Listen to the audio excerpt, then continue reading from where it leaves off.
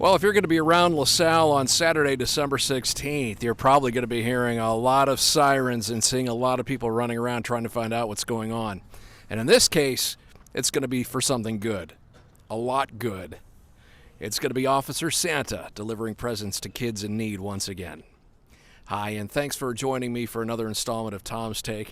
Of course, it's a special thank you that goes to Kathleen Whalen of Whalen Financial in LaSalle for sponsoring this weekend cup of coffee. If you're hearing this on the radio on Sunday morning or you're streaming online, you're just getting the sound from the video I've posted at YouTube on the Starved Rock Media page.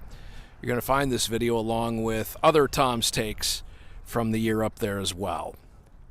Officer Santa is a program that's easily one of our favorite stories to cover each year at WLPO. It's now a tradition in LaSalle. And on December 16th, Santa's going to ditch his red clothes for blue to help the LaSalle police hand out lots of gifts around town. And all year long, police officers in LaSalle have been keeping track of kids they've interacted with here and there, those they think maybe could use a gift from Santa at Christmas. Schools have also been submitting names of deserving kids to the police department, and so have many of you, as a matter of fact. Meanwhile, many of you have also been contributing money and new presents to the effort. And LaSalle's finest, they've been matching gifts to kids too, all to make Christmas a bit brighter for the young ones. Now, as of this recording, dozens of addresses of kids have been submitted for presents, and a much larger number of names is on the list. And while the deadline to add new names is upon us, in fact, it's Monday, November 20th, there's still a lot of time to do something else. You can donate new toys or other gifts to the police department. Cash, of course, too. You see, once the parade of police cars, trucks, and trailers gets underway on its route on December 16th, Officer Santa is going to be handing out lots of other presents to kids whose names didn't get in on time and who inevitably turn out to see the spectacle of the Officer Santa delivery.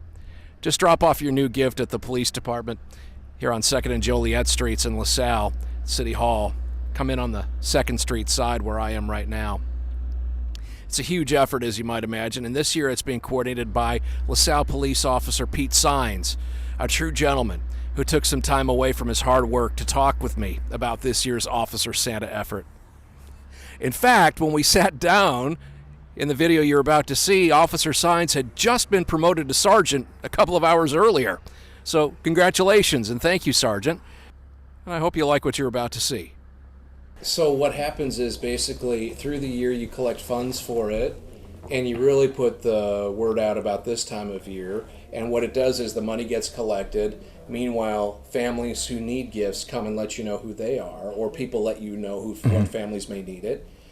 And you put the two together, you take the money and you go find the gifts, basically. Correct. So the process that we've been doing recently is we ask the local schools, and then we have an application process. Pretty much if you live in the city of LaSalle, and I understand it's hard, so they can come into this city hall or come to the police department, take out an application, complete it. Unfortunately, the applications are due on Monday. We get a couple late ones that we can try and wiggle in, but it's also hard to navigate all the ins and outs of just the process itself. There's a lot of work that goes into it, and I'm glad that we have the helping hands that we do. So the deadline is kind of early by necessity, so you have time to go and get the gifts and arrange the logistics of delivering them too. So with Officer Santa, the police officers themselves, we like to make the phone calls roughly around Thanksgiving, and to be completely honest, we try and use the Amazon days the best that we can in Black Friday, because in all reality it's for the children. With Officer Santa, it's run for 9 years. We've started pretty small, but we've grown. We've used other neighboring towns' ideas and concepts, and we've grown from it. Last year we had roughly 37 families, totaling 111 kids. I'm not sure if that's the highest, but it's up there. It's great that we have the officer participation that we do. Officer Santa actually extended to some of the city workers too, because they just see how great it is and they wanted to offer their assistance. So, and a lot of the local businesses. We have people, don't want to name them all to upset anybody, but Eureka's helped with the wrapping, and obviously donations throughout the year through all the great businesses and small town USA, LaSalle, Peru, Oglesby, Spring Valley, and a lot of just monetary donations as far as just, oh, here, donate this to Officer Santa, and if they see a bucket at like the local convenience stores, like Shell, Eastside Shell and such. You're in the middle of this week's Tom's Take video, which is all about the annual Officer Santa gift program for less fortunate children in LaSalle. Newly promoted Sergeant Pete Sines is about to paint a picture of what we can expect to see when the blue-clad St. Nick makes his rounds on December 16th. Our last year, we had, I don't know, about 6 squad cars, maybe a couple more. Both squad trucks were filled with toys. 2 trailers, one filled with toys, another one filled with bikes, and every squad car had family presents inside them. It was an amazing sight to see. You hear the sirens before you even get to see the squads, and it's legitimately about a block and a half long. The whole Officer Santa extends for about 3 hours if everything runs right, which never does. But we do our best, and we have a great community because you see them all come out and they all show their support, and we want to help as many families as we can, and we are definitely trying. We have people actually outreach and donate some toys. They have to be in boxes, unfortunately, but because a lot of people want to give us their gently used ones, but just we can't do that. But when they do just offer toys up, we have a trailer and several boxes that we just to families along the way. So the 111 is just the families that we commit to, but if you totaled everything, it's significantly higher. And that's just, it's very nice to see the community open up like that, and we're really blessed and fortunate for that. It's amazing.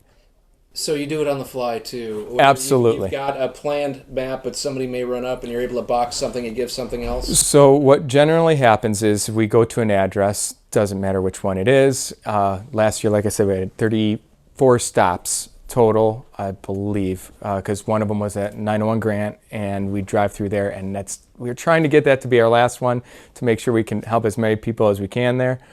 But at the same time, along the way, we have all these other stops. And when people see Santa in a blue Santa outfit, which is a little bit different, but he's got to get there a little early, a week early, apparently. Well, I wonder how Santa feels about wearing blue around here. I'm sure he's proud to. Yeah, very much. He wears red on the Christmas Eve. He probably likes the change. A little incognito, but enough to still get all the notice. I mean, the music and the lights definitely show up enough for people to see blocks away.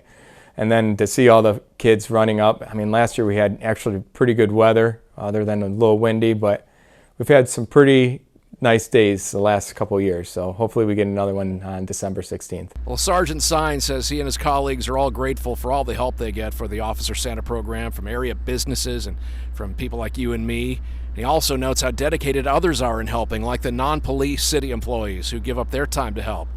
And those officers who get off an overnight shift and get right to work on the day of the celebration, wanting to help get everything in order to make that day's distribution smooth for the kids. Again, while we're up against the deadline for submitting names of kids to get presents this year, you can do a lot of good to help out by donating cash or new gifts in the effort. Make things happier for a lot of kids in LaSalle this Christmas. Thank you to all our area first responders and public employees who give back to others this time of year. Thank you to Kathleen Wayland of Wayland Financial in LaSalle for making this weekly video and radio project possible. And thank you for checking it out. I'll talk to you in the morning.